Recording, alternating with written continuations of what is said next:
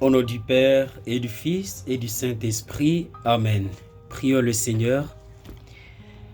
Seigneur notre Dieu, en ces temps de l'Avent, nous venons devant toi avec nos cœurs fatigués, parfois fermés, souvent blessés. Donne-nous la grâce du silence intérieur pour t'écouter, la lumière de ton esprit pour te reconnaître et le courage de Marie pour te répondre. Que ta parole pénètre nos résistances, guérisse nos peurs et prépare en nous une demeure digne de ton Fils. Toi qui vis et règnes pour les siècles des siècles. Amen. Première lecture.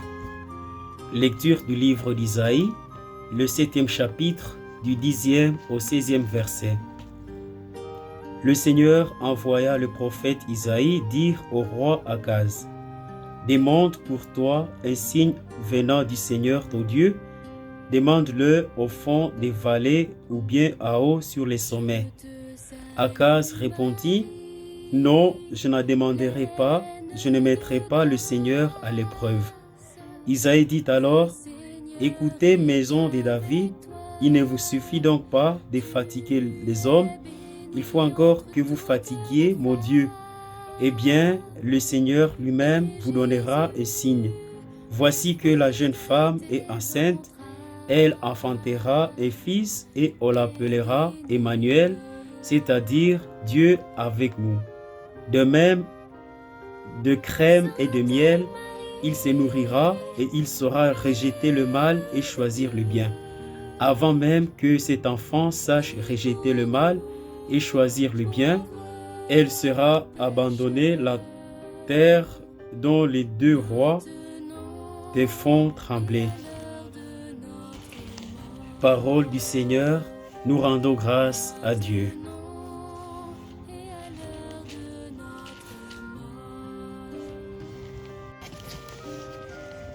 Évangile de Jésus-Christ selon Saint Luc, le premier chapitre, du 26e au 38e verset.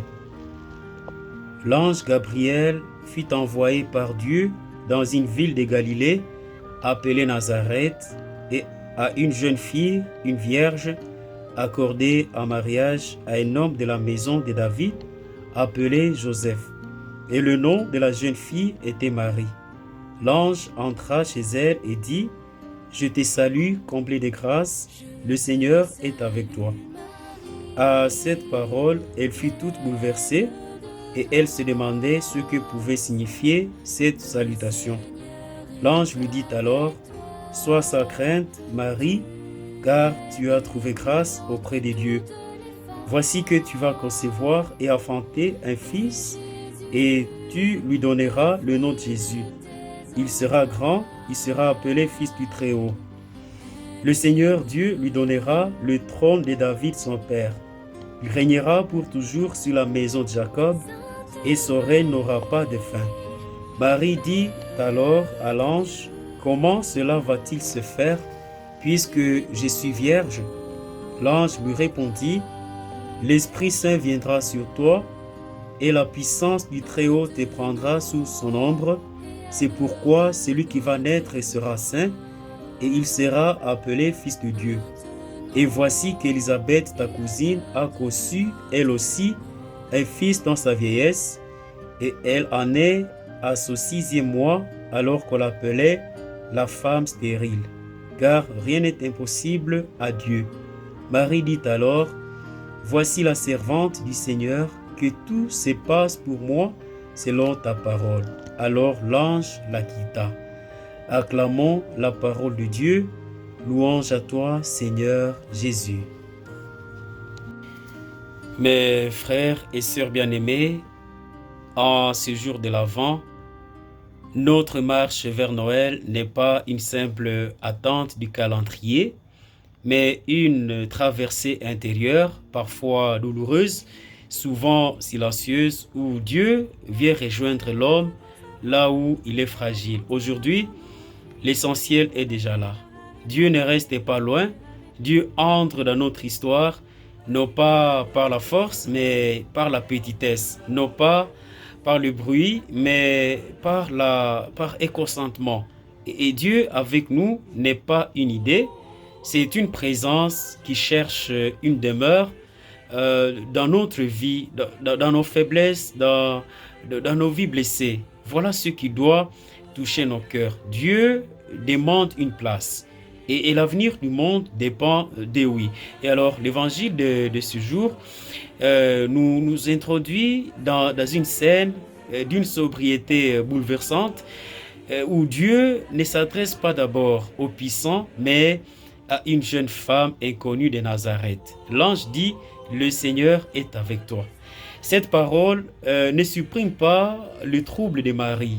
Elle les traverse. Et la foi n'est pas l'absence de peur, mais le courage de faire confiance au milieu de la peur. Marie ne comprend pas tout, elle interroge, elle tremble, mais elle ne ferme pas son cœur. Là où Akaz, dans la première lecture, refuse de demander un signe par peur déguisée à piété, Marie ose croire. Le refus d'Akaz révèle une foi fatiguée et le oui de Marie révèle une foi vivante. Et mes frères et sœurs bien-aimés, ce contraste nous réjouit profondément. Combien de fois disons-nous à Dieu, je crois, tout en refusant qu'il dérange nos vies, qu'il dérange nos sécurités existentielles.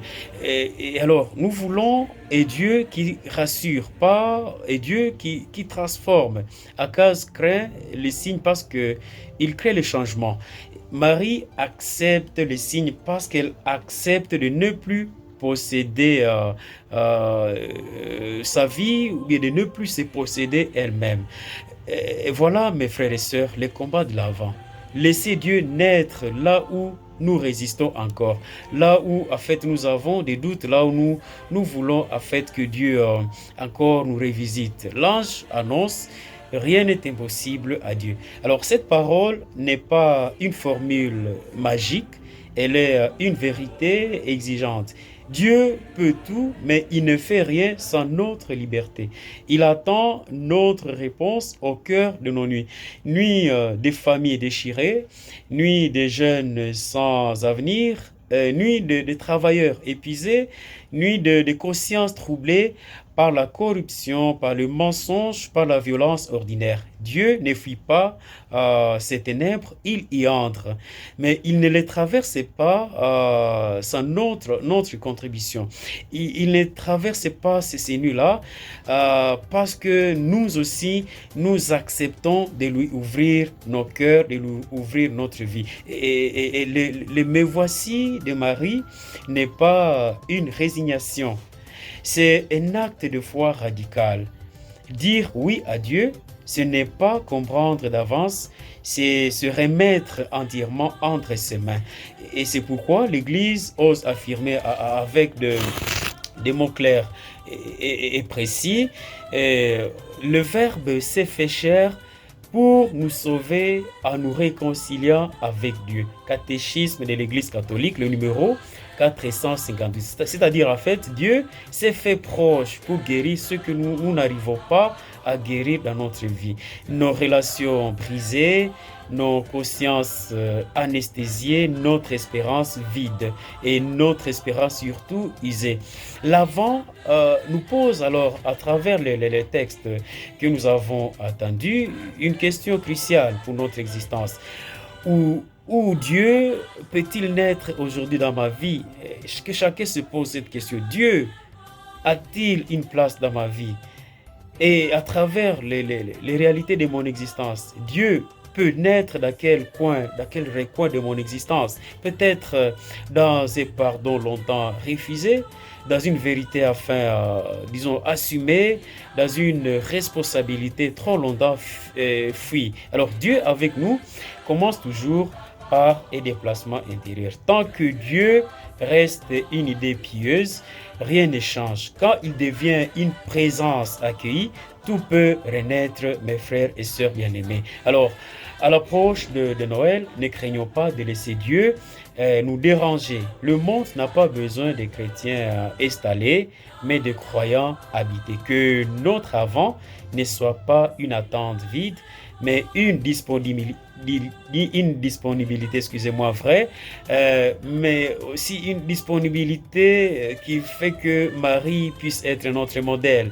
Marie a dit oui. Marie, disons, a accepté en disant que tout m'advienne selon ta parole. Enfin, Dieu peut venir encore habiter nos cœurs. Dieu, venant prendre la chair humaine, il veut habiter dans notre communauté, dans notre vie, dans nos relations, dans nos familles, pour que nous puissions en fait nous conformer à sa volonté, qui nous aide à nous convertir pendant ces temps de l'Avent, qu'il nous donne encore ce goût-là de le chercher à travers les événements de notre existence. Amen. Le Seigneur soit avec vous. Prions. Dieu fidèle, nous te rendons grâce pour ta présence discrète mais réelle dans nos vies. Apprends-nous à dire oui, même quand nous ne comprenons pas tout.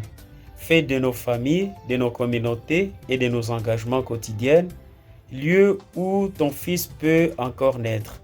Que ton esprit nous change afin que Noël ne soit pas seulement une fête, mais une vie donnée. Par Jésus le Christ, notre Seigneur et notre Dieu, qui vit et règne pour les siècles des siècles. Amen. La méditation de ce jour vous a été préparée et présentée par Monsieur l'abbé Bindoulé Chaïkoumia Mercier, prêtre du diocèse de Butembo-Beni. Que Dieu Tout-Puissant vous bénisse, lui qui est Père, Fils et Saint-Esprit. Bonne méditation à tout le monde et bon week-end et surtout bonne préparation de Noël.